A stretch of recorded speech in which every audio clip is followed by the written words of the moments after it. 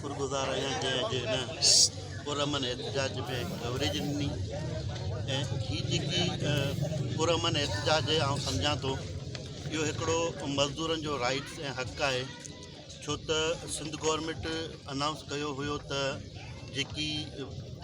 मज़दूर जी उजरत आहे उहा 25,000 रुपया जेको सो महाना हूंदी। उन खां पोइ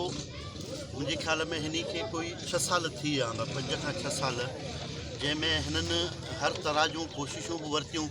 त कंहिं न कंहिं तरीक़े सां इदारे जे अंदरि रही करे ऐं इन मुलाज़िमनि खे पंहिंजो हक़ मिले, लेकिन उहो हक़ न मिलण खां पोइ अॼु मजबूर थी इहे मुलाज़िम रोडनि ते आया आहिनि। जॾहिं ज़ाहिर तंग अहमद जंग अहमद जॾहिं इहे रोड ते आया आहिनि त असां बि इन्हनि सां गॾु आहियूं। पाकिस्तान पीपल्स पार्टी इन्हनि मज़दूरनि सां गॾु ऐं पाकिस्तान पीपल्स पार्टी हमेशह मज़दूरनि जो साथ ॾिनो आहे, मज़दूरनि जी ॻाल्हि कई आहे। ऐं मुंहिंजी अॼु जेको सो कैडेट कॉलेज में कल्ह छोकिरनि सां मुंहिंजी डिस्कस थी हुई, अरशद वारनि सां ऐं इन्हनि सां, त पोइ मुंहिंजी कैडेट कॉलेज में जेकी इंतिज़ामिया उन्हनि सां ॻाल्हि थी। उन्हनि खे मूं चयो त भई मसइलो छा आहे, छो जेको सो अवां हिननि माण्हुनि जी पघारूं नथा वधायो। त हुननि हिकिड़ी ॻाल्हि कई त भई इहो असांजो इख़्तियार न आहे।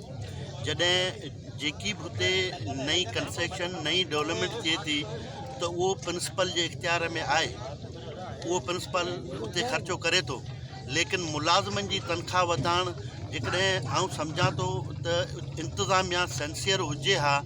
त अॼु इहे मुलाज़िम हिन रोड ते न हुजनि हा। ऐं वॾी ॻाल्हि इहा आहे त जेकी चौकी 15 खां 16 या 17,000 आहे, बाक़ी जेकी बि हुते मुलाज़िमनि उन्हनि जी 18, 20, 25, 30,000 ताईं पघार आहे। जॾहिं त हिननि जो जेको चवणु आहे त असांजो ॾोह सिर्फ़ु इहो ई आहे त असां मक़ामी आहियूं, असांजो ॾोह सिर्फ़ु इहो ई आहे त असां पंहिंजूं ज़मीनूं ॾिनियूं, असांजो ॾोह सिर्फ़ु इहो आहे त असां हर तरह जी मदद कई। असां जॾहिं हिननि पाणी जूं लाइनूं असांजे ज़मीननि मां खोटे कैडेट कॉलेज ताईं खणी आहे तॾहिं बि असां ख़ामोश कयो त भई ठीकु आहे, एजुकेशन जो मैटर, असां एजुकेशन जे ख़िलाफ़ु न आहियूं, लेकिन रोज़गारु जेको अवां ॾिनो आहे